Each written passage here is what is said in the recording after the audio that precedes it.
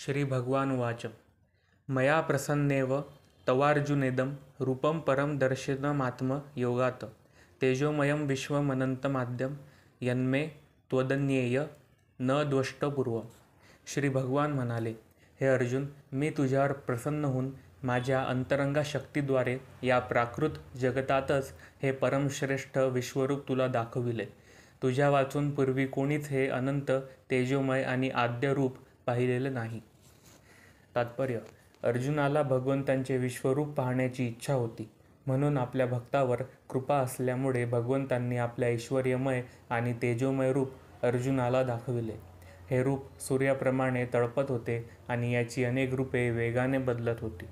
केवळ आपल्या मित्राची अर्जुनाची इच्छापूर्ती करण्यासाठी भगवंतांनी हे रूप प्रकट केले. मानवीय कल्पनेच्या अतीत असणारे हे रूप श्रीकृष्णांनी आपल्या आत्मयोगाने अंतरंगा शक्तीने प्रकट केले. अर्जुनाव्यतिरिक्त पूर्वी कोणीच हे विराट रूप पाहिले नव्हते, परंतु अर्जुनाला विश्वरूप दाखविल्यामुळे स्वर्गलोकातील आणि अंतरिक्षामध्ये असणाऱ्या इतर लोकांतील भक्तगणांनाही हे रूप पाहता आले. त्यांनीही हे रूप पूर्वी पाहिले नव्हते, परंतु अर्जुनामुळे त्यांना सुद्धा हे रूप पाहता आले. दुसऱ्या शब्दात सांगायचे तर कृष्ण कृपेमुळे अर्जुनाला जे विश्वरूप पाहण्यास मिळाले ते भगवत परंपरेतील सर्व भक्तांना पाहण्यास मिळाले. काही जणांनी म्हटले आहे की श्रीकृष्ण जेव्हा दुर्योधनाकडे शांततेच्या वाटाघाटी करण्यासाठी गेले होते, तेव्हा हे रूप दुर्योधनाला सुद्धा दाखविण्यात आले. दुर्दैवाने दुर्योधनाने शांततेचा प्रस्ताव स्वीकारला नाही, परंतु त्यावेळी श्रीकृष्णांनी आपल्या विश्वरूपातील काही रूपे प्रकट केली. परंतु अर्जुनाला दाखविलेल्या विश्वरूपातून ती रूपे निराळी होती, कारण या ठिकाणी स्पष्टपणे म्हटले आहे की यापूर्वी कोणीच हे रूप पाहिले नव्हते. न वेदयज्ञा न धैर्य दानैर्न च क्रियभिन्न तपोभिरुग्रे एवं रूपं शक्य अहं नृलोके दृष्ट्वं त्वदन्येय कुरुप्रवीर. हे कुरुप्रवीर, तुझ्यापूर्वी माझे हे विश्वरूप कोणीही पाहिले नव्हते. कारण वेदाध्ययनाने, यज्ञाने, दानाने, पुण्यकर्म करण्याने किंवा उग्र तप करण्याने मला विराट रूपात या भौतिक जगतामध्ये पाहणे शक्य नाही. तात्पर्य: या संदर्भात दिव्य दृष्टी म्हणजे काय हे स्पष्टपणे जाणून घेतले पाहिजे की तर ही दिव्य दृष्टी कोणाला असू शकते? दिव्य म्हणजे दैवी होय. जोपर्यंत मनुष्याला देवतेप्रमाणेच दैवी अवस्था प्राप्त होत नाही, तोपर्यंत त्याला दिव्य दृष्टी मिळू शकत नाही. आणि देवता म्हणजे कोण? वेदांमध्ये सांगितले आहे की जे विष्णू भक्त आहेत ते देवता होत. विष्णू भक्ता स्मृता देवा.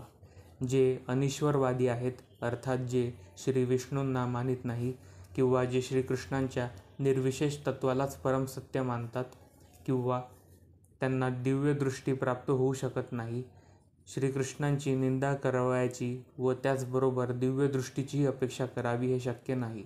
जोपर्यंत मनुष्य दिव्य होत नाही तोपर्यंत त्याला दिव्य दृष्टी प्राप्त होऊ शकत नाही. दुसऱ्या शब्दात सांगायचे तर ज्यांना दिव्य दृष्टी प्राप्त झालेली आहे ते सुद्धा अर्जुनाप्रमाणेच पाहू शकतात. भगवद्गीतेत विश्वरूपाचे वर्णन करण्यात आले आहे. अर्जुनापूर्वी जरी कोणालाच विश्वरूप ज्ञात नव्हते, तरी या घटनेनंतर मनुष्याला विश्वरूपाची थोडीफार कल्पना येऊ शकते. जे वास्तविकपणे दैवी आहेत ते भगवंतांचे विश्वरूप पाहू शकतात, परंतु श्रीकृष्णांचा विशुद्ध भक्त झाल्यावाचून मनुष्य दैवी होऊ शकत नाही. तथापि जे भक्त दैवी प्रकृतीमध्ये आहेत आणि ज्यांना दिव्य दृष्टी आहे ते भगवंतांचे विश्वरूप पाहण्यास तितकेसे उत्सुक नसतात. पूर्वीच्या श्लोकामध्ये वर्णन केल्याप्रमाणे अर्जुनाने भगवान श्रीकृष्णांचे चतुर्भुज रूप पाहण्याची इच्छा प्रकट केली आणि वास्तविकपणे विश्वरूप पाहून तो भयभीत झाला होता. या श्लोकामध्ये काही महत्त्वपूर्ण शब्द आहेत. उदाहरणार्थ वेदयज्ञानध्येय, यावरून वेदाध्ययन आणि यज्ञासंबंधित यज्ञसंवर्धन विधिविधानांचा निर्देशन होतो. वेद हा शब्द संपूर्ण दैविक शास्त्रांचा म्हणजे ऋग, यजु, साम आणि अथर्व हे चतुर्वेद, 18 पुराणे, उपनिषदे आणि वेदांत सूत्राचा वाचक आहे. एखादा घरी अथवा अन्यत्र त्यांचे अध्ययन करू शकतो. तसेच यज्ञयागाचे विधींचे अध्ययन करण्याकरिता कल्पसूत्र आणि मीमांसासूत्र यांसारखी सूत्रे आहेत. दाने म्हणजे ब्राह्मण आणि वैष्णवांसारखे जे दिव्य प्रेममयी भगवत सेवेमध्ये संलग्न झाले आहेत त्या सत्पात्र जनांना दान देणे होय. त्याचप्रमाणे पुण्यकर्म या शब्दावरून अग्निहोत्र आणि विविध वर्णांच्या विहित कर्माचा बोध होतो आणि स्वेच्छेने शारीरिक कष्ट स्वीकारणे म्हणजे तपस्या होय. म्हणून तपस्या, दान, वेदाध्ययन करणे इत्यादी सर्व काही मनुष्य करू शकतो. परंतु जोपर्यंत अर्जुनाप्रमाणे तो भक्त बनू शकत नाही तोपर्यंत विराट रूप पाहणे त्याला शक्य नाही. जे निर्विशेषवादी आहेत ते सुद्धा भगवंतांचे विश्वरूप पाहत असल्याची कल्पना करतात. परंतु भगवद्गीतेवरून आपण जाणू शकतो की निर्विशेषवादी हे भगवत भक्त नाहीत, म्हणून ते भगवंतांचे विश्वरूप पाहू शकत नाहीत. असे अनेक लोक आहेत जे अवतारांची निर्मिती करतात. असे लोक एखादा साधारण मनुष्य अवतार असल्याचा दावा करतात, परंतु हा केवळ मूर्खपणा आहे. आपण भगवद्गीतेच्या तत्त्वांचे अनुसरण केले पाहिजे, अन्यथा पूर्ण आध्यात्मिक ज्ञानाची प्राप्ती होणे शक्य नाही. भगवत तत्त्वाच्या अध्ययनाने भगवद्गीतेला जरी प्राथमिक मान्यता आले आहे तरी इतकी परिपूर्ण आहे की मनुष्य यथार्थ तत्त्वज्ञान जाणू शकतो. नकली अवतारांचे तथाकथित भक्त म्हणत असतील की त्यांनी सुद्धा परमेश्वराचा दिव्य अवतारांचे विश्वरूपाचे दर्शन घेतले आहे, परंतु ही गोष्ट मानता येत नाही, कारण या ठिकाणी निक्षून सांगण्यात आले आहे की कृष्णभक्त झाल्याविना भगवंतांचे विश्वरूप पाहणे शक्य नाही. म्हणून सर्वप्रथम मनुष्याने विशुद्ध कृष्णभक्त बनले पाहिजे, मगच तो आपण पाहिलेले विश्वरूप इतरांनाही दाखवू शकत असल्याचा दावा करू शकतो. कृष्णभक्त हा नकली अवतारांना किंवा तथाकथित अवतारांच्या तथाकथित भक्तांना मान्यता देऊ शकत नाही. मा ते व्यथा मा च विमूढभावो दृष्ट्वा रूपं घोरमिं मम देवं व्यपेतभिप्रीतमना पुनःसत्व तदैव मे रूपमिदं प्रपश्य. माझे हे भयंकर रूप पाहून तू व्यथित आणि भ्रमित झाला आहेस. आता हे रूप मी समाप्त करतो. हे मदभक्ता, सर्व क्लेशांतून मुक्त हो. तुला जे रूप पाहण्याची इच्छा आहे ते रूप तू आता शांतचित्ताने पाहू शकतो. तात्पर्य: भगवत भक्तीच्या प्रारंभी पूजनीय पितामह भीष्म आणि गुरु द्रोणाचार्यांचा कसा वध करावा याची अर्जुनाला चिंता होती, परंतु श्रीकृष्णांनी सांगितले आहे की त्याने आपल्या पितामहांचा वध करण्यात भयभीत होण्याची जरुरी नाही. कुरुसभेत धृतराष्ट्रपुत्रांनी जेव्हा द्रौपदीचे वस्त्रहरण करण्याचा प्रयत्न केला तेव्हा पितामह भीष्म आणि द्रोणाचार्य दोघेही मुकाट्याने बसले होते. म्हणून स्वकर्तव्याच्या बाबतीत असा निष्काळजीपणा केल्यामुळे त्यांना मारणे उचित आहे. त्यांच्या दुष्ट कृत्यांबद्दल त्यांना पूर्वीच मारण्यात आले आहे हे दाखविण्याकरिताच श्रीकृष्णांनी अर्जुनासमोर आपले विश्वरूप प्रकट केले. हे दृश्य अर्जुनाला दाखविण्याचे कारण म्हणजे भक्त हे सदैव शांतचित्त असतात आणि अशी भयंकर कृत्ये ते करू शकत नाही. विश्वरूपाच्या प्रकटीकरणाचे प्रयोजन स्पष्ट करण्यात आले आहे. आता अर्जुनाला चतुर्भुज रूप पाहावयाची इच्छा होती आणि श्रीकृष्णांनी चतुर्भुज रूप प्रकट केले. भक्ताला विश्वरूपामध्ये फारशी रुची नसते, कारण विश्वरूपाशी प्रेमाचे आदानप्रदान होऊ शकत नाही. भक्ताला एकतर आपला भक्तिभाव आदरपूर्वक भगवंतांना अर्पण करावयाची इच्छा असते किंवा श्रीकृष्णांचे द्विभुज रूप पाहण्याची इच्छा असते, जेणेकरून तो भगवंतांशी प्रेमभक्तीचे आदानप्रदान करू शकेल. संजय उवाच: इत्यर्जुनं वासुदेवस्तथोक्त्वा स्वकं रूपं दर्शयामास भूयं आश्वासयामास च भीमतेन भूत्वा पुनः सौम्यवपुर्महात्मा. संजय धृतराष्ट्राला म्हणाला, भगवान श्रीकृष्णांनी याप्रमाणे बोलून अर्जुनाला आपले मूळ चतुर्भुज रूप आणि शेवटी द्विभुज रूप प्रकट केले होते आणि भयभीत अर्जुनाला धीर दिला. तात्पर्य: श्रीकृष्ण जेव्हा वासुदेव देवकीपुत्र म्हणून अवतीर्ण झाले तेव्हा सर्वप्रथम त्यांनी आपलं चतुर्भुज नारायण रूप प्रकट केलं, परंतु आपल्या मातापित्यांच्या विनंतीवरून त्यांनी स्वतःचे रूपांतर साधारण बालकामध्ये केले. त्याचप्रमाणे श्रीकृष्णांना माहिती होते की चतुर्भुज रूप पाहण्यास अर्जुन उत्सुक नाही, परंतु अर्जुनाने चतुर्भुज रूप दाखवण्याची विनंती केल्यामुळे त्यांनी हे रूप दाखविले आणि नंतर स्वतःला आपल्या द्विभुज रूपामध्ये प्रकट केले. सौम्य वपू हा शब्द अत्यंत महत्त्वपूर्ण आहे. सौम्य वपू म्हणजे अत्यंत सुंदर रूप होय आणि हे रूप अत्यंत आकर्षक समजले जाते. श्रीकृष्ण जेव्हा भूतलावर होते तेव्हा सर्व त्यांच्या रूपाकडे आकृष्ट झाले होते. श्रीकृष्ण हे सृष्टीचे नियंता असल्याकारणाने त्यांनी आपल्या भक्तांचे अर्जुनाचे भय नाहीसे केले आणि त्याला आपले सुंदर रूप कृष्ण रूप दाखविले. ब्रह्मसंहितेत म्हटले आहे की प्रेमाच्युरित भक्ती विलोचनेन, ज्या व्यक्तीने नेत्रांमध्ये प्रेमाचे अंजन घातलेले आहे तोच केवळ श्रीकृष्णांचे सुंदर रूप पाहू शकतो.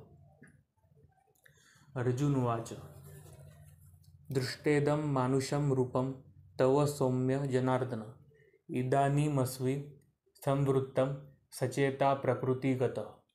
अर्जुनाने जेव्हा श्रीकृष्णांना मूळ रूपामध्ये पाहिले तेव्हा तो म्हणाला, हे जनार्दन, हे अति सुंदर मनुष्य रूप पाहून मी आता शांतचित्त झालो आहे आणि मी आपल्या पूर्वस्थितीवर आलो आहे. तात्पर्य: या श्लोकातील मानुषम रूपम शब्द महत्त्वपूर्ण आहे. भगवान हे मूलतः द्विभुजधारी आहेत. श्रीकृष्णांचा साधारण मानव म्हणून जे उपहास करतात त्यांना या ठिकाणी श्रीकृष्णांच्या दिव्य स्वरूपाचे अज्ञान असल्याचे दर्शविण्यात आले आहे. श्रीकृष्ण जर साधारण मनुष्याप्रमाणे असते तर त्यांना विश्वरूप दाखविणे आणि पुन्हा चतुर्भुज नारायण रूप दाखविणे कसे शक्य झाले असते. म्हणून भगवद्गीतेमध्ये निक्षून सांगण्यात आले आहे की जो श्रीकृष्णांना साधारण मानव समजतो आणि श्रीकृष्णांच्या माध्यमातून निर्विशेष ब्रह्मच बोलत असल्याचा दावा करून वाचकांना चुकीचे मार्गदर्शन करीत आहे, तो मोठा अन्यायच करीत आहे. वस्तुतः श्रीकृष्णांनी आपले विश्वरूप आणि चतुर्भुज विश्वरूप दाखविले होय, तर मग ते साधारण मानव कसे असू शकतात. भगवद्गीतेवरील अशा दिशाभूल करणाऱ्या भाष्यांमुळे शुद्ध भक्त गोंधळून जात नाही, कारण त्याला यथार्थ तत्त्व माहीत असते. भगवद्गीतेचे मूळ श्लोक सूर्याप्रमाणेच स्पष्ट आहे. त्यांना मूर्ख भाष्यकारांकडून दिव्याच्या प्रकाशाची मुळीच आवश्यकता नाही. श्री भगवान उवाच: सुदुर्दर्शममिदं रूपं दृष्टवानसि यन्मम, देवा अप्यस्य रूपस्य नित्यं दर्शनकांक्षिण. श्री भगवान म्हणाले, हे अर्जुना, आता तू जे माझे रूप पाहत आहेस त्याचे दर्शन होणे अतिशय दुष्कर आहे. देवतासुद्धा हे मधुर रूप पाहण्याची संधी प्राप्त करण्याच्या नित्य प्रयत्नात असतात. तात्पर्य: या अध्यायाच्या 48व्या श्लोकात भगवंतांनी आपले विश्वरूप समाप्त केले आणि अर्जुनाला सांगितले की पुण्यसंचन, यज्ञ, याग इत्यादी केल्याने हे विश्वरूप दर्शन होणे शक्य नाही. या श्लोकात योजलेले सुदर्शम शब्द दर्शविते की श्रीकृष्णांचे द्विभुज रूप हे अधिक गूढ आहे. मनुष्य तपोमिश्रित भक्ती, ज्ञानमिश्रित भक्ती इत्यादींद्वारे श्रीकृष्णांचे विराट रूप पाहू शकेल, परंतु भक्तीच्या मिश्रणावाचून विश्वरूपाचे दर्शन होणे शक्यच नाही आणि या गोष्टीचे विश्लेषण पूर्वीच करण्यात आले आहे. या विश्वरूपाहून श्रेष्ठ असे श्रीकृष्णांचे द्विभुजधारी रूप पाहण्यास मिळणे तर ब्रह्मदेव आणि शंकरासारख्यांनुसार अत्यंत कठीण आहे. श्रीकृष्णांना पाहण्याची त्यांना अतिशय उत्कट इच्छा असते आणि या गोष्टीचे प्रमाण असल्याचा श्रीमद्भागवतात मिळते की जेव्हा श्रीकृष्ण माता देवकीच्या गर्भात होते तेव्हा श्रीकृष्णांचे अद्भुत रूप पाहण्यासाठी स्वर्गातील सर्व देवता जमले होते. त्यावेळी जरी त्यांना भगवंतांचे दर्शन होऊ शकत नव्हते, तरी त्यांनी भगवंतांचे सुंदर रीतीने स्तवन केले होते. सर्व देवदेवता भगवंतांच्या दर्शनाची प्रतीक्षा करीत होते. केवळ महामूर्खच श्रीकृष्णांना साधारण मानव समजून त्यांचा उपहास करतात आणि त्यांचे स्तवन न करता त्यांच्या अंतरी स्थित असणाऱ्या कोणत्या तरी निर्विशेष वस्तूचे स्तवन करतात. परंतु हे सर्व दृष्टिकोन निरर्थक आहे. वस्तुतः ब्रह्मदेव आणि महादेवांसारख्या महान देवदेवताही श्रीकृष्णांना त्यांच्या द्विभुजधारी रूपामध्ये पाहण्यास अतिशय उत्सुक असतात. श्रीमद्गीतेतही या गोष्टीला पुष्टी देण्यात आली आहे. अवजानन्ति मां मूढा मानुषी तनुमाश्रितम्. त्यांचा उपहास करणाऱ्या मूर्खांना ते प्रकट होत नाही. ब्रह्मसंहितेमध्ये आणि भगवद्गीतेमध्ये स्वतः श्रीकृष्णांनी सांगितल्याप्रमाणे श्रीकृष्णांचा विग्रह पूर्णपणे दिव्य आणि सच्चिदानंद आहे. त्यांचा विग्रह प्राकृतिक देहाप्रमाणे नसतो. परंतु जे भगवद्गीता किंवा तत्सम वैदिक शास्त्रे वाचून श्रीकृष्णांना जाणण्याचा प्रयत्न करतात, त्यांना श्रीकृष्ण हे अगम्य असतात. प्राकृत दृष्टीचा अवलंब करणाऱ्यांना वाटते की श्रीकृष्ण हे ऐतिहासिक महापुरुष आणि महान विद्वान तत्त्वज्ञानी होते आणि इतके शक्तिशाली असले तरीही ते साधारण मनुष्यच होते आणि त्यांनाही भौतिक देह स्वीकारणे भाग पडले. त्यांचा अंतिम निष्कर्ष असतो की परमसत्य हे निर्विशेष आहे आणि परमसत्याच्या निराकार रूपातूनच हे भौतिक प्रकृतीशी संबंधित रूप त्यांनी धारण केले आहे. भगवंतांविषयीची ही प्राकृत संकल्पना आहे. दुसरा एक दृष्टिकोन तर्कवादी आहेत. जे ज्ञानाच्या शोधात आहेत ते सुद्धा श्रीकृष्णाविषयी तर्क करतात आणि भगवंतांच्या विश्वरूपाच्या तुलनेत ते श्रीकृष्णांना गौण मानतात. याप्रमाणे काही जणांना वाटते की अर्जुनासमोर प्रकट केलेले श्रीकृष्णांचे विश्वरूप हे श्रीकृष्णांच्या साकार रूपापेक्षाही अधिक महत्त्वपूर्ण आहे. त्यांच्या म्हणण्याप्रमाणे परमसत्याचे साकार रूप हे काल्पनिकच आहे. त्यांचा विश्वास असतो की अंतिमतः परमसत्य हे निर्विशेष असते. परंतु भगवद्गीतेच्या 4थ्या अध्यायात ज्ञानप्राप्तीच्या दिव्य पद्धतीचे वर्णन करण्यात आले आहे व ती म्हणजे प्रामाणिक व्यक्तींकडून म्हणजेच आचार्यांकडून कृष्णकथा श्रवण करणे ही होय. हीच वास्तविक वैदिक प्रणाली आहे आणि जे वास्तविकपणे वैदिक परंपरेमध्ये आहेत ते अधिकृत व्यक्तींकडून कृष्णकथा श्रवण करतात आणि पुन्हा पुन्हा असे श्रवण करण्याने कृष्णप्रेम वाढते. आम्ही अनेकदा सांगितल्याप्रमाणे श्रीकृष्ण हे आपल्या योगमायेने आवृत्त झाले आहेत.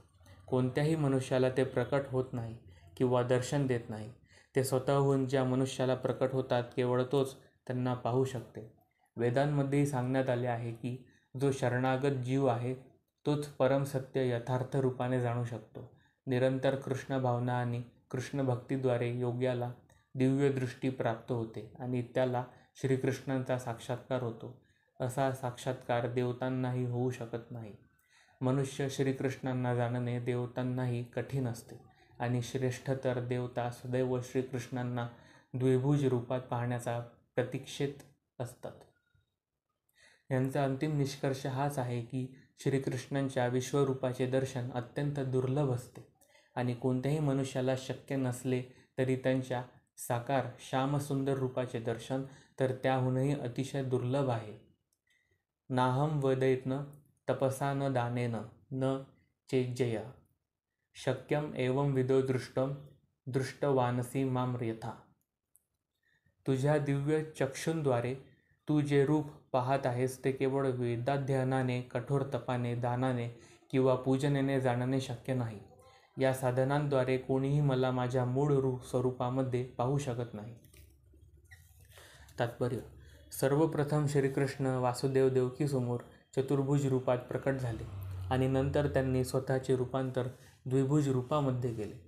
जे भक्तिविहीन आहेत आणि जे नास्तिक आहेत त्यांना हे रहस्य उमगणे अत्यंत कठीण आहे. ज्या विद्वानांनी केवळ विद्यार्जन करण्याकरिता किंवा व्याकरणात्मकदृष्ट्या वेदाध्ययन केले आहे ते श्रीकृष्णांना जाणू शकत नाही. तसेच जे औपचारिकरित्या मंदिरामध्ये पूजन करण्यासाठी जातात ते सुद्धा श्रीकृष्णांना जाणू शकत नाहीत. जे लोक नित्यनियमाने मंदिरास जातात परंतु श्रीकृष्णांना यथार्थ रूपाने जाणू शकत नाही पुढील श्लोकामध्ये स्वतः श्रीकृष्णांनी सांगितल्याप्रमाणे केवळ भक्तिमार्गांचेच मनुष्य त्यांना जाणू शकतो.